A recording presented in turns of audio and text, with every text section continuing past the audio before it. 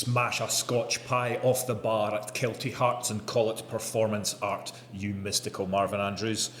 Welcome all to the Burnie podcast. My name is Mark and I'm here with my co-host Jared to bring you all the community news and gossip from around the Purdy Worldwide Community Stadium. On today's episode, we're going to be talking about some upcoming rule changes to the game. We've also got a belter of a free kick for our goal of the week, scored by one of my players, so take some credit for that. And today's guest is going to be ex-2006 coach Gavin Wallace. We're going to be talking about his double treble that he won with the 2006s and the run to the Scottish Cup final. But first, a little look at some of the goings-on this week down at Blackburn United. Well, the seniors got their first win on the board. I know. Good news, good news. I had the pleasure of being there in the dugout with the seniors. Oh, did you? It was a great wee experience. We were very solid throughout the game, lots of energy.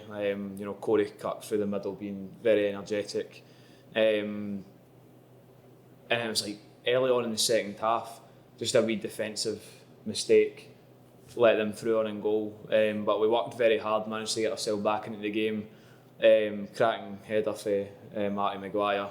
And then obviously got the winner through Darryl. It was Darryl Meikle that got the winner, yeah. It's quite funny because when we were, obviously Darryl, he plays normally at number 6, number 8, and Andy was like, Kevin, I'm going to put him in the 10, go for it. And the number 10 gets a goal, so it was a fantastic day out, and obviously credit to the seniors because they worked very, very hard to get back to 1-0 down, definitely. Yeah, because man of the match was Callum Schooler for his impressive defensive display. Schooler was class, yeah. And I have to say as well, if you're on Twitter, he was actually nominated for East of Scotland First Division Player of the Week. And when I checked last with 1 hour to go, he was in the lead with 39% of the votes.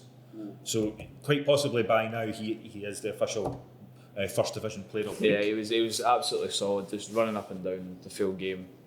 Absolutely solid. Brilliant. Great to hear, and hopefully that'll be the first Blackburn player of many. Yeah, that's going to win that. So the 3G is not quite there yet. I saw the other pitches have all been cut and lined and looking fantastic. Training's been not too bad. We were only cancelled once last week, I think on Tuesday. No, it was Monday with the storm. Monday with the storm. Storm, I think even if we had a 3G, it would have still been off. The winds were atrocious, but it was. No, everything's been good on the grass. Good, definitely. But the 2015 girls, they had a good wee day down at the Local View Cup at Stenhousemuir Community Foundation. From what we were told, they played some great football and battled well across all the 5 games. And for me, I think it's a great opportunity to get to go down and play another academy and not just grassroots teams. They get to go down and play, a proper professional setup. So it was a great day for those girls. And I know the 2016s have got an upcoming festival at Pennycook as well. So it's great to see the girls' sides progressing before we'll hopefully soon get a full ladies team on the go. Yeah. I think that's the plan anyway, isn't it? Yeah, definitely, because I think we had one before, but they're all now at Livingston, so it's something obviously we're looking to re-explore. Yeah, no, that's good. We're still on the lookout for main sponsors. We've got our sponsor for the Goal of the Week competition. Preferably, I'd love one that sells pies. But talking to sponsors, we've got Purdy Worldwide Removals and Storage sponsoring our Goal of the Week competition, thanks to Neil Purdy. It's quite interesting because the Goal of the Week now gets a little coaster. Yes. So you'll obviously see Lewis on the screen right now with his coaster that he won for Goal of the Week.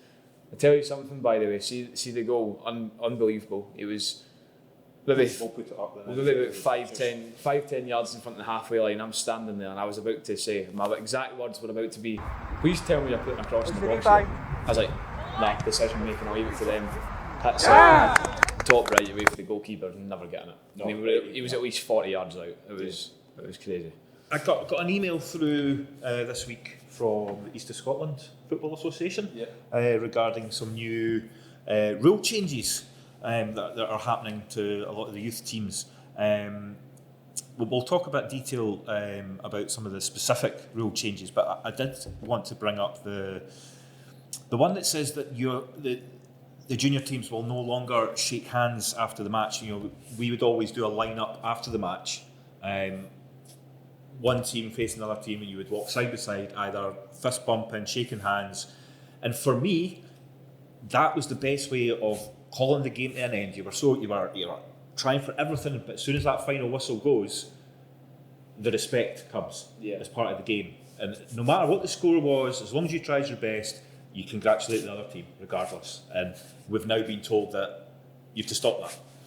Do you know what, I'm going to disagree with you here a wee bit. I do agree that we should go and show respect to our opponents, but I think we need to more just let the players take it into their own hands. Well, see if you've had like a really tense, fiery game, he's been sent off, he's injured him, you know what I mean, that's his cousin and he's hurt him, do you know what I mean? The tensions are going to be high, and if you force them to go and shake hands, there's been a lot of times, and it happens more in Edinburgh than it does over here, but in Edinburgh there's constant fights, and it's usually under 13, under 14 age groups, but if the players have that respect for each other, they'll just go and do it automatically without us having to tell them to line up and stuff. So I think in terms of trying to limit, all the fights and things like that, I think it's good. And it does bring a wee bit of a bad name to the sport. And I get that football is the most tense sport in the world. It's the most emotional sport in the world. But in a end of a game of rugby or a game of cricket or a game of tennis, there's no fights. No, if not, there's maybe 1 in 1,000, right? But in football, there's 22 boys, all teenagers. They're all emotional. That's the kind of stage of life that they're going through right now. Tensions rise. Somebody gets hit. I think that happens far too often. So they've done it right. I think they were right to ban the coaches telling them to go and do it, but they did reiterate that you can go and shake hands if the players want to do that, but you cannot force them to do it. I think that's probably the right way to kind of go about it, in my opinion. But I do get it from one point of view, and I have seen it myself, especially at games but I've always made sure that the boys that are angriest, they're right there. You're right. I am babysitting them almost, because I'm going, you better shake that boy's hand, because that is the end of the game. Deal with it. Done. And I can see, and especially I have heard some tales where people, it's like you've been told as soon as the final whistle goes, get out, otherwise there'll be a riot. In some clubs. It's like you don't want the parents getting involved as well, right? No, you don't absolutely want any not. of that. Absolutely not. But another rule change, the goalkeeper one. Oh, the 8-second one, yeah. We fell victim to that last week. Already? Do you know what? It actually happened both for the seniors and my 2009s. Obviously, I was there with the seniors on Saturday and my 2009s on the Sunday, so it happened back to back. I get it with the seniors because they're older and the ref turned around and gave the corner. But on the Sunday, our goalkeeper, he's younger, he didn't really know. The ref said to him that he was going to count down from 8 and let him know, but in one of the instances the ref never done that. Then he blows for the whistle and gives a corner, and we're all kind of like, well, you said that you were going to help him through it, aren't you? Yeah. Because how is the referee counting? 1 Mississippi, 2 has he got a stopwatch specifically for 8 seconds? When we spoke to the ref, he was saying the moment that he believes the goalkeeper's in control of the ball, so there's not a striker in front of him wasting time. The moment he believes the goalkeeper is in full control, the 8 seconds starts, and he probably just goes 1 Mississippi, 2 Mississippi sort of thing. But I get again, it's frustrating. I get why it's been in there, but I do not think that anyone's sitting right into the SFA saying we lost this game because that goalkeeper took 10 seconds on the ball. I don't think that's the case. I think the real issue with goalkeepers is at goal kicks, they walk to get the ball, they walk back, they place the ball, you know what I mean, they have a fag, and then they kick the ball at the park. I think that's the issue, not the one from hands. Yeah, so what we actually do need is ball boys. Yeah. We do that. What the other? There was a couple other rule changes in there as well, wasn't there? But interestingly, so on the new Comet page, it's going to go live. If there's any misconduct from parents, coaches, officials, there's now a section on Comet where if you can video it and fill out a report and basically grass them. Oh wow! Other teams. I did not know that. We were told that at the AGM a couple of weeks ago. So literally, you can just go and grass on people, film bad behaviour and report it straight to the SFA through Comet. That's impressive, but I can see potential for abuse, although. they're going to have to watch that one very carefully. But yeah, that's going to be very interesting. I'm going to definitely need to watch myself at the sidelines as well. And Definitely. Yeah. Try and calm down a wee bit. Aye, especially when we've got all these boys to look after. 100%. But apart from that, I mean, is there anything else that you fancy? No, there's nothing really else that's came to mind. I think that's the three main ones that I took away from the meeting about the rule changes. What about yourself? No, I mean that's pretty much it. But remember, guys, if you any ideas, comments, drop us an email, info@theburniepodcast.co.uk, and we'll be sure to include your contributions if they're suitable for us. Yeah, absolutely. Get in contact with us. But moving on, we're now going to bring in Gavin Wallace. He's going to talk a bit about his time at Blackburn and the many achievements that he accumulated here. Gavin, welcome to the Burnie podcast. It's great to have you on. So, for those of you that don't know, could you give us a wee introduction about yourself, who you are and what you're currently up to? I am Gavin Wallace. I was one of the youth coaches here for a few years. quite a few years, aye. There's been a few teams at 93s a long time ago. I helped Brian out with the 93s and more recently the 06s. Took the 06s for myself and Trevor for 8 years maybe, I think I had them. From Fun 4s, Soccer 7s, right through to basically they left us to go to the 20s. So that was it. We took them right through as far as we could progress with them. And then they went to the 20s. I'm now at Armadale as one of the coaching staff, seniors. Just along the road, aye. So, that's basically the long and short of it. Well, let's just go back to the start then, and you just tell us how did you end up getting involved with coaching in the first place? Do you know something? When I played football, it was never something in my head that I thought I wanted to do. I always used to remember thinking to myself, I would never do that.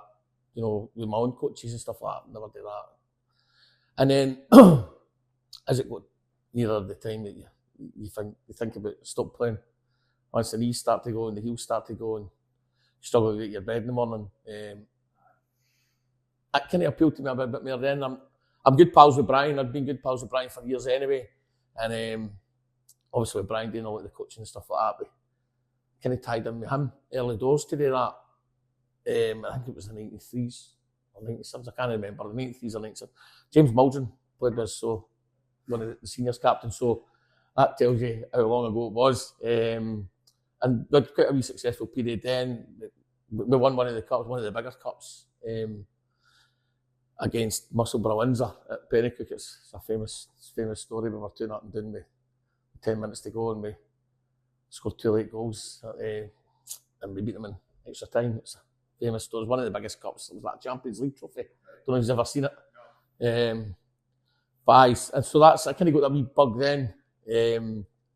And then me and Trevor, as I say, met Trevor and we took over the 06s. The 06s was a bit scattergun at the start. There was maybe 25 kids, 30 kids. And obviously it was Fun 4s, Soccer 7s, so splitting them up into different groups and stuff like that. But as what happens with a lot of kids at that age, some of them just lose interest. Didn't want to play anymore. Some of them just never wanted to play in the first place. I think their mum just brought them to see if they would enjoy it and stuff like that. But eventually we got down to a core of about 16, 17, and we split them into 2 teams. And the 2 teams were all right. It was a stronger team, and there was a team that was maybe classed as a sort of development team. So I took the development team. Trevor and one of the other boys, he took the sort of stronger team. And then a few boys moved on for different clubs. This was before we hit the 11s. I think this was just gone for the 7s to 9s. We were the first to start the 9s, but we never got like a full season at it. We were like the sort of guinea pig, if you like. So they gave us 3 months at it. And then eventually, as I say, 3 or 4 boys left, and we put the teams together. So it was just one team. I think it was about 14 boys maybe. And that's when the famous 06s were born, so to speak. We we took them for there. Yeah, because I mean, you are known locally for the guy that coached the 2006 team to the Blackburn's first ever Scottish Cup final. Aye. And was that 2 trebles in a row as well? It's 2 trebles in a row, aye. I'm sure Trevor's told you about this, aye. He likes to use the initials before his name. The treble Trev thing. So aye, the players took them. Fantastic times, brilliant times. The boys were great. Some great stories, some great games, some brilliant memories. And we're still in touch with a lot of them. We've still got a chat on WhatsApp with a lot of the boys. Aye. And indeed, in fact, a lot of them are still here playing. We've got one at Armadale. There's a couple at Armadale in the 20s as well. So the boys are all still playing, which is great. It's brilliant to see that. And, because that's where you get your sense of a wee bit of pride at that, is when you see them all still playing, you know what I mean? And I always said the misery of how good a coach you are is if you walk by them in Tesco's, they'll stop and say hello to you, you know what I mean? That's the respect. I think that gains the respect. But it was an enjoyable period. We thoroughly enjoyed it, Trevor and myself. I think the advantage we had was none of us had a kid in the team. So, you know, there could never be any accused bias or favouritism. We never had a kid, and it worked well for us. I mean, we were like Laurel and Hardy at the sideline a couple of times. There was arguments and tantrums and tears and snotters. But it worked. Aye, but it worked. And as I said, I couldn't have done it with him, and I'm sure he'll say vice versa. Maybe he will me. This can't be the second episode in a row that we're glazing Trevor. No, we'll leave it at that. But aye, but it was great times. I loved it. Great club. It is a great club.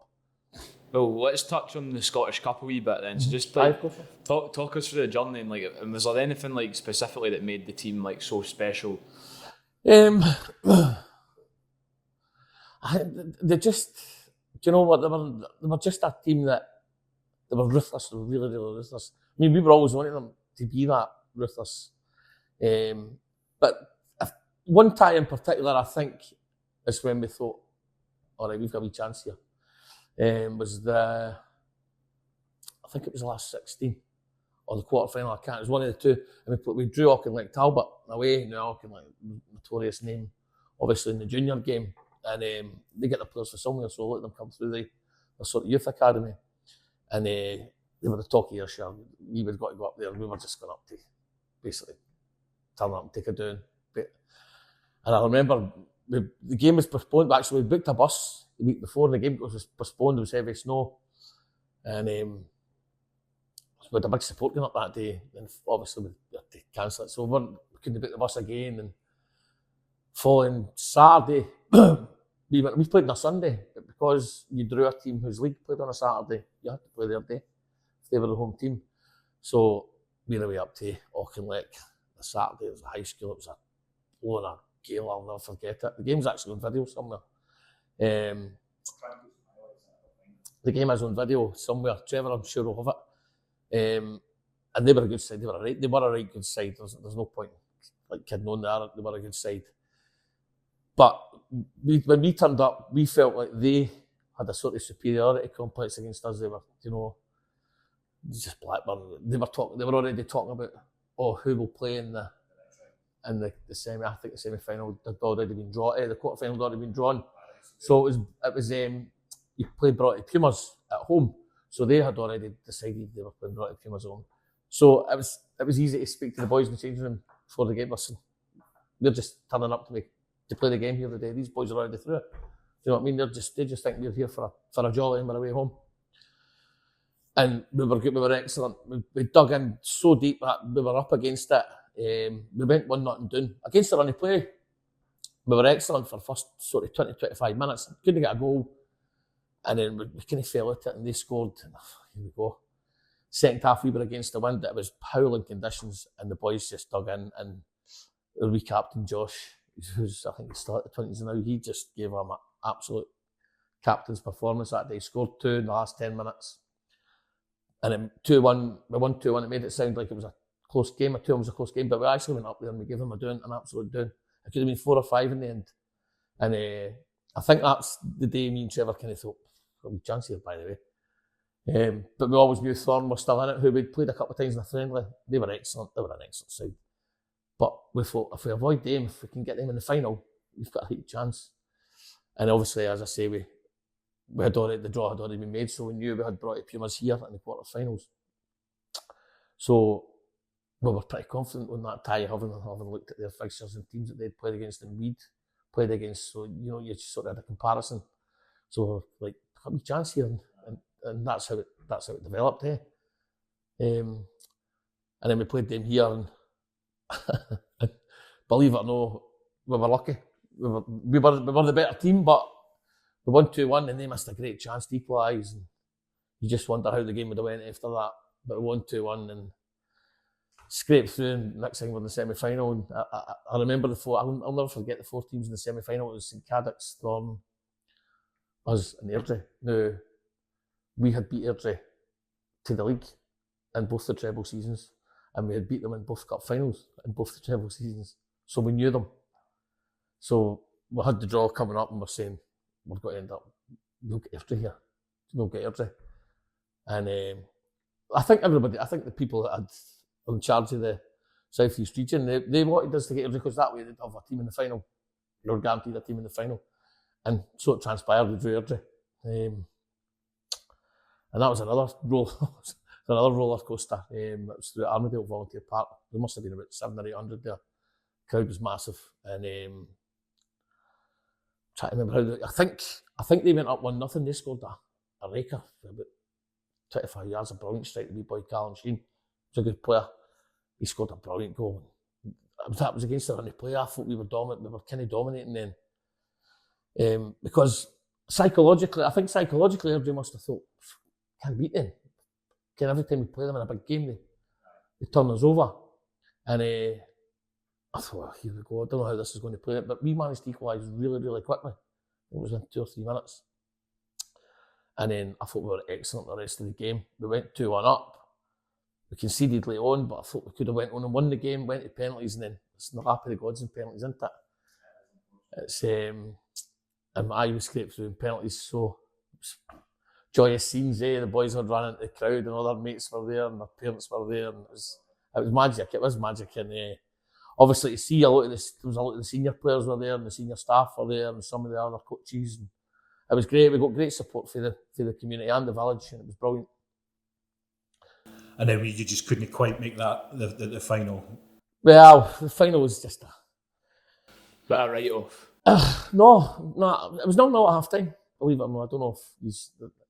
And Callum Schuller got injured for us after about 20-25 minutes, and Callum's a big player for us. I mean, we were setting a formation the way we played with the back 3, 5 in the middle, 2 wide men who got up and down. 2 of them were rapid, really quick, so they got up and down, great engine. The 3 in the middle were excellent. All good football players. They had great engines as well. And any 2 or 3 up front we used to play, and they were a handful for anybody. And as I say, it was 0-0 at half time, but we'd missed a brilliant chance to go 1-0 up. I can't remember who missed it. It's irrelevant anyway. And then I remember, as I say, we'd played Thorn a couple of times in a couple of friends, and there'd been close games. I think one was 5-4, and one was 1-0. We went through there. And Stevie, the wee guy who's the coach of Thorn, me and Trevor got really well with him. We kind of built up this relationship. We played them a few times, and the wee boy that played up front with him, he was always dangerous. His name was Brandon Forbes. And obviously, I'm going to tell you a wee bit about him in the story. He was their main man. He was an exceptional talent, the boy, and he had a hamstring injury, so he was on the bench. So we were like, got a chance here. Again, he'd been the difference when we played a few times, and they brought him on at half time and scored a hat trick. He was unbelievable, eh? And it turns out Brandon Forbes now is no long since moved from Dundee United to Norwich for £300,000. So this is what we were up against. He's a super talent. He was a great player, a kid, and I hope he goes on and has a successful career, because he broke our hearts that day anyway. But as I say, no, it wasn't a write-off. The first half, not in each chat, I thought, we'll win this game, we can win this.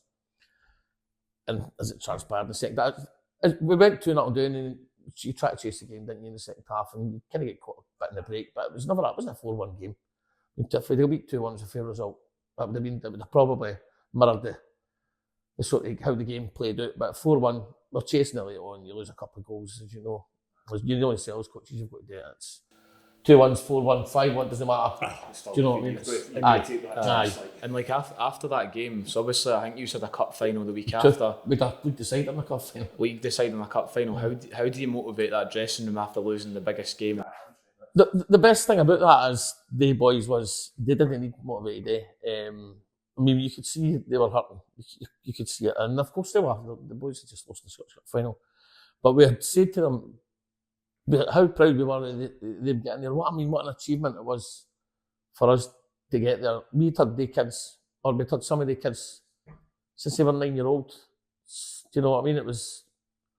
I remember going to Bathgate as 7-a-sides and taking the absolute doings and just trying to say to the kids, please just trust us what we're trying to do here, because we're trying to play football.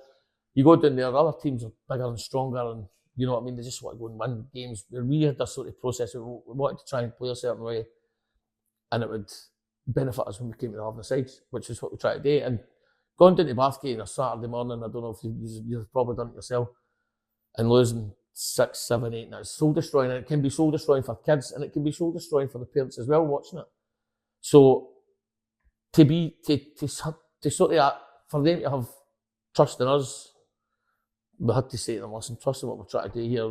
I promise you, when we get to 11 sides, you'll see the difference, and that's how it transpired. So we didn't really need to motivate them, and we didn't need to motivate them because they knew the league decider was there, the cup final was there, so, and there was obviously a bit of rivalry there, and there was always this wee thing of we need to beat them at some point. And the boys heard that, and they were, you know, they were basically saying, no chance. So we beat them in the county cup final. It was called in, and I could probably say it was 2-0 or 2-1, but I think it might have been the most dominant we've been against Airdrie. I mean, it could have been anything. The Airdrie boys would tell you that themselves. It could have been anything that day. Every other game we played them has always been close. There's always just been a goal in it. And it could have went either way, Ken. It's always been a ding-dong battle. But that particular day, I thought we were excellent. We could have scored 5, 6, 7 and won the game. And I think that's came for the motivation of, listen, we've lost the Scottish Cup, but hey, we'll go and get another treble here. I use it as motivation. Exactly. Still, what a successful season it would be, because we actually should have been in the regional cup final as well. We played Hutchie Vale out there in a quarter-final or semi-quarter-final, I think. And we're 4-2 up with, I think we're 4-1 up, actually. We had about 20 minutes to play, and we ended up drawing 4-4 and got beat penalties. And the Hutchie Vale coach went up to Trevor at the end of the game and said, that's the biggest doing we've ever had. It was just one of the games where everything fell for him. They went on to play Airdrie in the final of the regional, actually. And Airdrie beat them 1-0. Aye, so it would have been a gift. Do you know what I mean? So it's just small margins in football, isn't it? But that's why we love football. Oh, absolutely. 100%. But it was a great run, a great team, and as I say, it's great to see a lot of them still here. I know Corey's with the first team now. Schooler, he's with the first team now. Callum Schooler's with the first team now. Blair's in and out. Blair's been up and down with the first team, and they've still got Callum Knox, Niall, and I know they're still around about the 20s as well. So it's great to see. I think that's testament to the boys that are all still playing, because you see so many boys dropping out 18, 19-year-olds where other things take over. What was your sort of coaching philosophy back then? You know, you've talked about your kind of relationship with Trevor and a bit of Laurel and Hardy. Do you think one of you was the good cop? It was. But we used to take shots at it. I mean, we would talk about it coming in. You'd plan it. So we would know, and so if he had a wee go at them, I would sort of calm things down. If I went and had a go, he'd come in and calm things down. It worked. I've no idea how it worked, but it worked. And we're kind of close, me and Trevor now. Through the football, we've got close, and we speak most days. Although we've not spoken for a couple of weeks, but we speak most days about stuff. And we've got memories, and we'll always have that in common. So, but my fault. But we both see football the same way. As you get the ball down, you get the ball down, you play, and you pass, and you know what I mean. But we were never a team for just passing for passing's sake. There's got that purpose behind it. You know what I mean? What getting up the pitch? I'm never listen, this is going to sound stupid. I love Pep Guardiola as a manager, a great manager, but I'm not a great lover of watching his football. When he goes 2-0 up, let's just kill the game. I think like back. I prefer to watch Jurgen Klopp and bang, go. I think like back in the days, really, what you got even just as recent as 10 years ago, you get wingers that would just run at people, but now Pep Guardiola is saying, this is how many touches you can have, you need to stay here, you need to do this, you need to do that, and it takes away for that sort of creative freedom that they always get. No, exactly.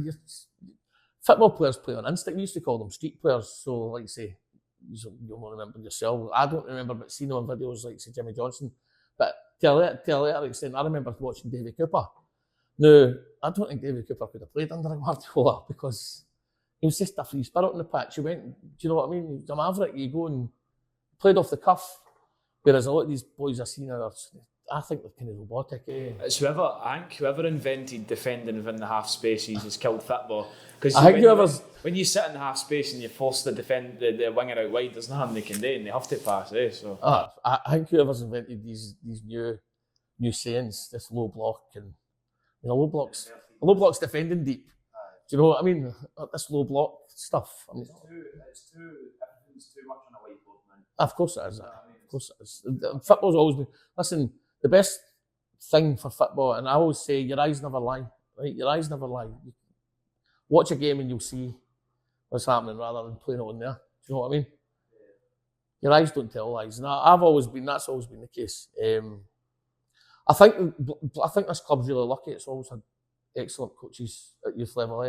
It's really, the fact that you've got Brian as the development officer, he's one of the best. I know that for a fact. I've worked with him in that, and he's one of, if not the best. He's excellent.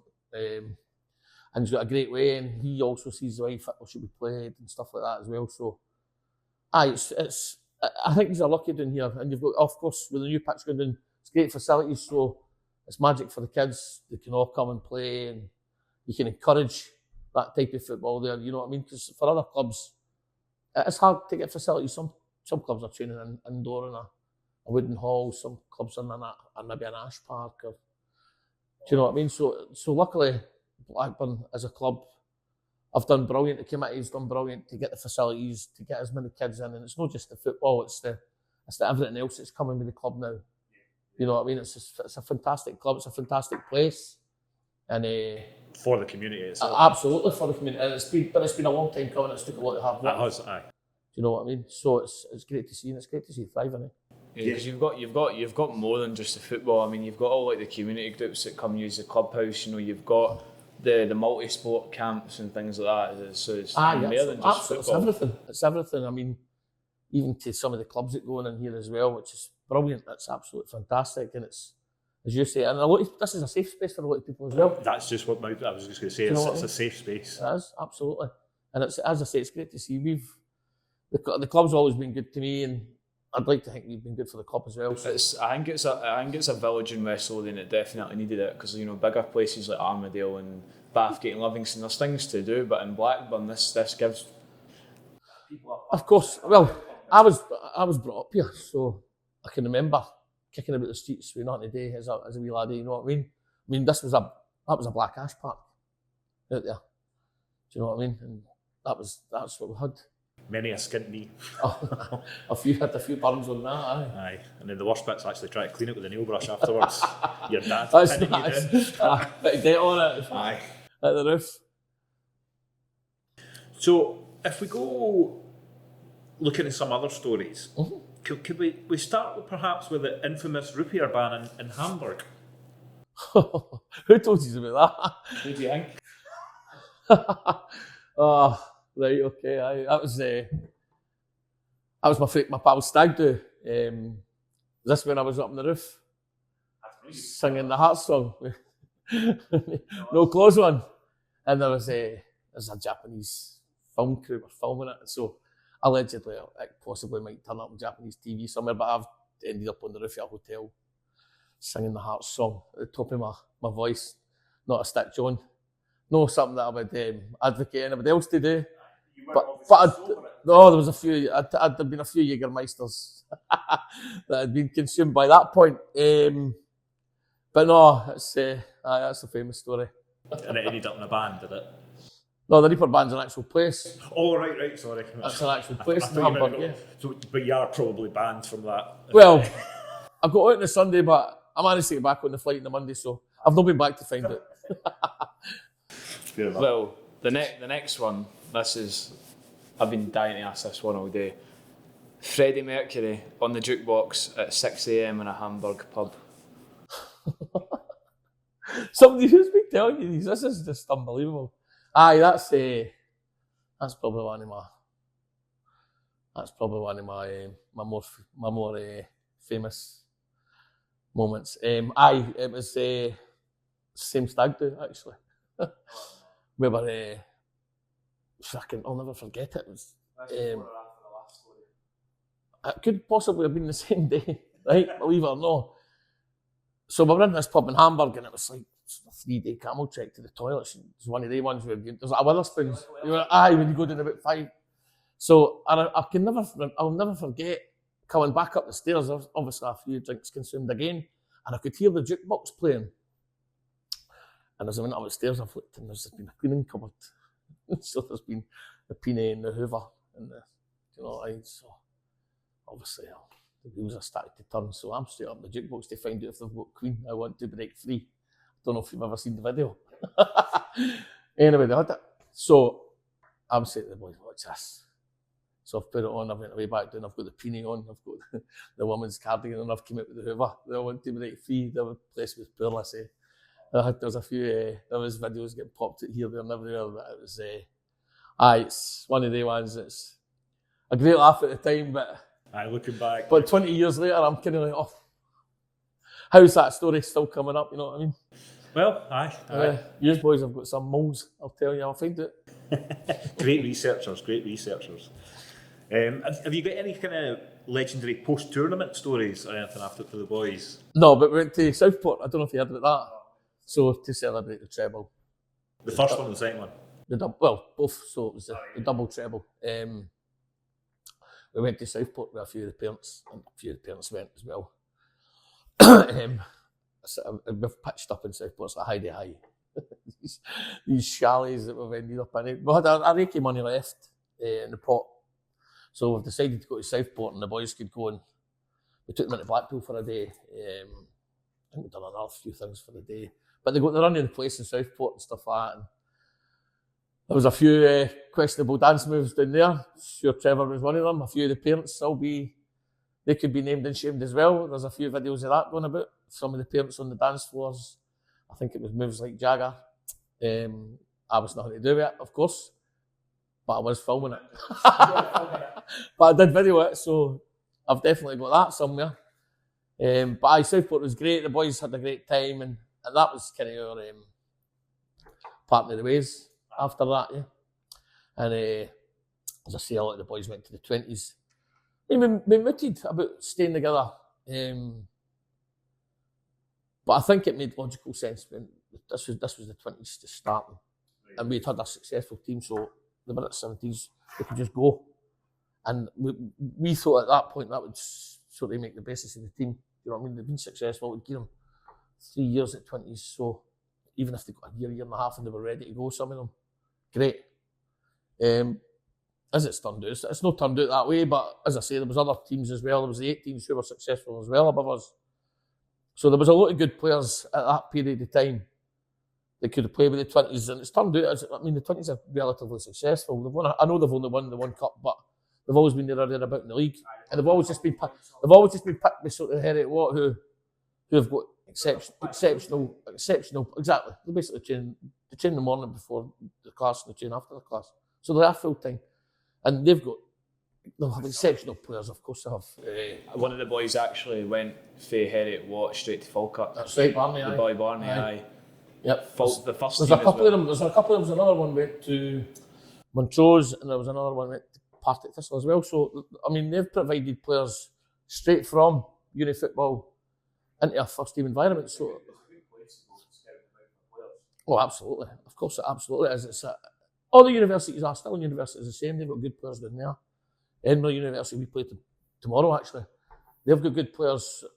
The best chance you've got to get a result against them is before the students come back. I know it sounds funny and it maybe sounds a bit harsh, but it really is. Because, I mean, rent's that high in Edinburgh and still and stuff like that. The students go home till they're back at the classes, eh? So that's when they tend to get their stronger team back and their best players. So it's obviously good that they're successful, but I just couldn't help but feel like if I played for them, there wouldn't be like a purpose, because like Heriot Watt, they can't get promoted because they don't meet the stadium requirements and facility requirements. So it's like, what are you playing for at the end of the day? Do you know what I mean? But you've answered it yourself. One of them went to Falkirk, so they're playing for that. They're playing for that. You know what I mean? It's and plus they obviously they play in our leagues as well, but they play in a sort of university league on a Wednesday as well. So and I think they're relatively successful on that. Whereas they go down and play universities in England, so there's a university league maybe against Nottingham, Cambridge, this kind of stuff. So produces good players at university and good coaches. So I think that's a worthwhile setup as well, definitely. Well, last one talking about sort of team and stuff, but who is the biggest character on that team? Oh, wee Archie by a mile. Wee Archie Strachan. What a boy, man. What a boy. He's the boys are all still mates. I don't know if you know that. They're all still pals. They're just back from Magaluf, all of them, together for the second year. But wee Archie was a character, he was a right character. He had an answer for everything. Aye. I mean, if you thought you had something and he'd stop back at you. And he was a great character. There was two or three good characters. Callum McMillan was another one. Callum was one we had since he was 5, 6. He was one of the first. And he came on the Scottish Cup final, was sent off right enough. But came on and played in that. So to talk about a story, a kid that we had him for his 5-year-old, and at 16 he played in the Scottish Cup final for us, you know what I mean? It's unbelievable. He was a character as well. Liked a wee tantrum, Callum, over nothing. You know what I mean? Colours his socks, so no tape, just anything. But I think Archie was a dressing room joker. But they all had their own wee moments. There was a few quiet boys who stayed out there, but they all had their own wee moments. And it's, as I say, it's great to see they're all pals now. And I've heard a few of the Magaluf stories. If you get a few of them on, I'm sure you'll be able to get stories out of them yourself. But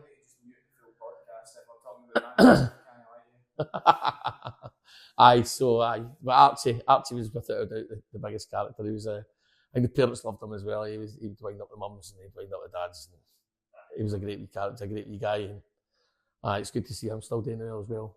Good. So you're coaching at Armadale now.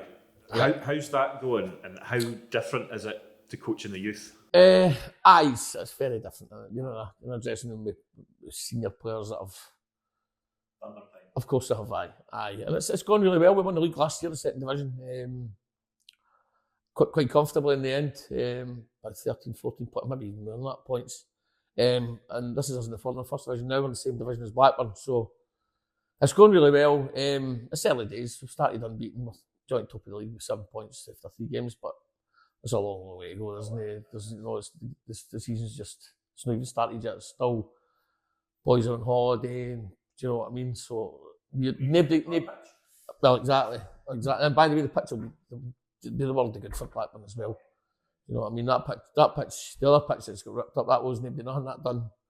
That served its time, and it's been brilliant for the community. And this new one hopefully will be the same again. And it's going to be this. I think it will be the sort of one up for what we've got, because we've got one at Armadale, which is brilliant. It's a great surface. I think that'll be the same. So it'll be great. It's excellent. But it's gone really well.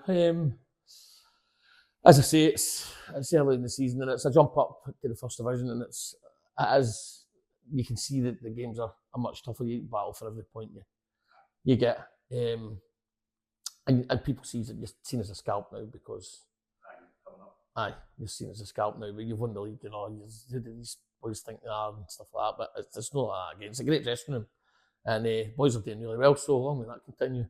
Tough game in the morning, but looking forward to that. Definitely. Well, now that you're at Armadale, obviously it is a completely different role, but is there anything that you've carried from youth football into the men's game? I'd like to think just a winning mentality. But obviously, boys playing at that level, and Blackburn seniors are the same. The boys have all got a winning mentality. That's how they're there. That's how they're playing at the level they're playing at. But no, not really. It's just I still see football the same way. I still see it should be played the same way. And And these boys, as you say, these boys have done their time. They know how to play the game. You're not there to coach them. You're not there to coach them. You work in a bit of shape with them, of course, but you talk about the opposition, strengths and weaknesses, and you just give them tips and pointers there. But they don't need coached. These boys have been playing football for the best part of 15, 16, 17 years. So, if you could go back and relive one moment, I know this will be hard, but just one moment from your coaching career so far, what would it be? A tough one.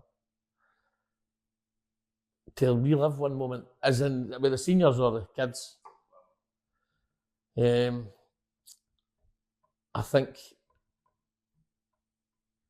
walking out in the Scottish Cup final and seeing the support we had and seeing the boys' families and seeing them lining up and that's the same we can over their new just they were standing in the line and we walked out, me and Trevor out early and the players wanted to line up and I can remember just turning around and seeing half the stand at Airdrie full of just people from Blackburn supporting the boys, and it was great to see that and think, brilliant to have that community behind you, and they were great with us, and it was honestly we were just absolutely devastated we couldn't bring the cup back for the village. Yeah. I mean, it does, see when you're in that tunnel in the Scottish Cup final, it does really hit you. See when we were there, all our boys were banging on the walls, let's go then boys, and you can hear the fans and that, and there's music as you're walking out, and all these emotions are just hitting you, and it's surreal. It's crazy. On the other occasion, of course, that's for players, but I tried to say to them, and Trevor would try to say to them before the game, listen, just try and take everything in, because you know everybody plays in a Scottish Cup final. Do you know what I mean? You might only get this one chance. Of course you might, of course. So take everything in and try and enjoy it, and try and look for your family in the crowd and stuff like that. And it was all, and then at the end of the game, I was kind of conscious of the fact the boys were disappointed, but I did say to them, listen, go and say thanks to your family and your friends and the support that this came and got, because they backed us all the way that day. I mean, they were incredible. And as I say, it was just a shame we couldn't get over the line. But it's good to see that there's a team done it now, Charles boys. So great to see. Excellent, well done. No, thank you. I wouldn't have done it without you. Yeah, you laid the pass. Well, that's the thing. Obviously, I think and I think Trevor kept on coaching. I think there's a wee part in him because they didn't win the Scottish Cup. He just wanted to go through and do it. And maybe when I entered Blackburn, it wouldn't have been Trevor at the wheel, and I wouldn't have had this opportunity just because he was so determined to go ahead and win it. So maybe your loss is my gain. Hopefully the kids younger seeing us get to the final, and a lot of them were at the game, and so I hope that drove a lot of them on and stuff like that to go. Do you know what I mean? Listen, this could be us. And obviously, thankfully, these have went down there last year and turned them over and won. So different class, it's great. Club deserves it. The club really deserves a Scottish Cup. Yeah. Maybe even more, because it's been a brilliant place, a brilliant club, and a great safe place for so many people. And it's a great wee reward back just to say that you are doing things right. And do you know what I mean? You are doing things right, and there's a wee reward for it. And if you keep at it out, listen, I think it'll be the first of a few. I really do. 100%. I mean, you see other teams you've got many teams like Sagenta and stuff have won it numerous times. Hutchies have won it numerous times, and now hopefully it's Blackburn. Well, listen, there's nothing to stop Blackburn doing it. The facilities are there, the coaches are there, all the fundamentals are there. It's attracting. I think as well, because we've got one of the best facilities in West Lothian. It's one of 3 clubs. So I'd say probably us, Armadale, and Broxburn. It's one of 3 clubs where people go, I want to play there. Mm-hmm. So facilities are massive. See, even attracting players senior and the seniors, the facilities are massive. Yeah. I mean, we always think to ourselves, if we can get if we're in for a player, if we can get them to come to the volley, just to have a look about, they'll go, they might play here. Do you know what I mean? Because they didn't want to be showing up to a high school. Of course you don't. If the boys come in here, anybody, if Blackburn tracks in a player, you just bring them in and go, look about. Do you know what I mean? Look at the facilities. Look at what you've got. You come. You train here. You play here. You've got the best of people around about you to look after you. You know what I mean? So it's everything's there for you. If you want to go and be the best you can be, everything's there for you. It's up to you. After that, it's only you can do it. Yeah. Well, we'll move into a wee quick fire question round. Right, so, okay. Just first one. Who's your favourite ever player? So that can be local or professional. Kenny Douglas. One song that always gets played in the dressing room. For the young boys, it was Horny, Musty. Aye, so they were they kind of christened that Burnie, and that got played all the time. The boys wanted to play that as a goal song in the Scottish Cup final. They were touting on. Aye, that's Aye. Who's the most underrated player you've ever coached? the most underrated player I've ever coached. Oh. Most underrated. That's a tough one. That's a really tough one. Josh McGowan. I think he's a brilliant player. Okay. Messi or Ronaldo? Messi. What's your go-to takeaway after a match day? Pint of Guinness. No, I didn't mind a pizza. Pepperoni. And what's been your favourite Scottish moment? Scottish football isn't like Scotland's men's team. Well, I was at Hampden when Lee Griffiths scored the 2 free kicks against England, so when the second one hit the net, it was pandemonium. I think I landed on top of a policewoman. And that'll be up there. Best Scottish moment? Aye, I'll go with that. That was brilliant, aye.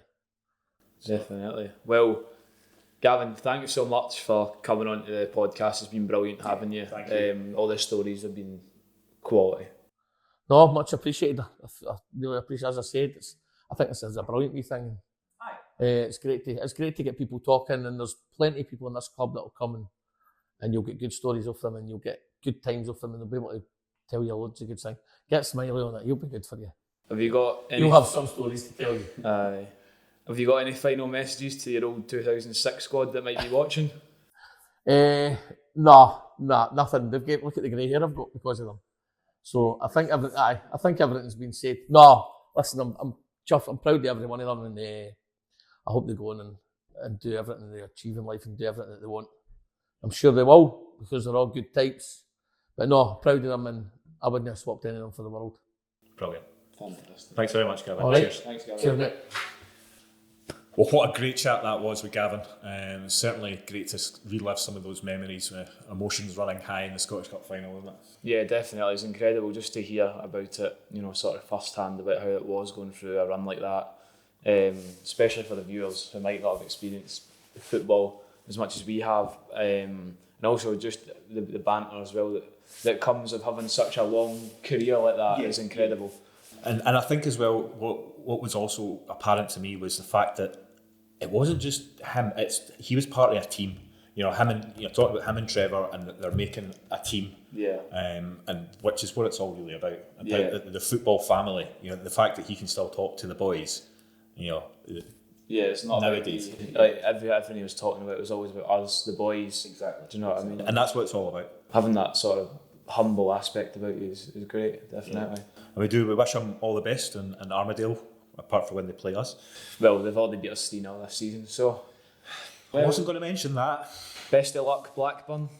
But yeah, no, listen guys, any other information or that, give us a shout, drop us an email, info@theBurnley.podcast. I don't know quite, who have we got on next week's episode? Next week. Leave it in the comments and we'll get it sorted. Well, I'll do. Thanks very much for watching, guys. We hope you all enjoyed the podcast, and we'll see you all next week. See you later. Bye.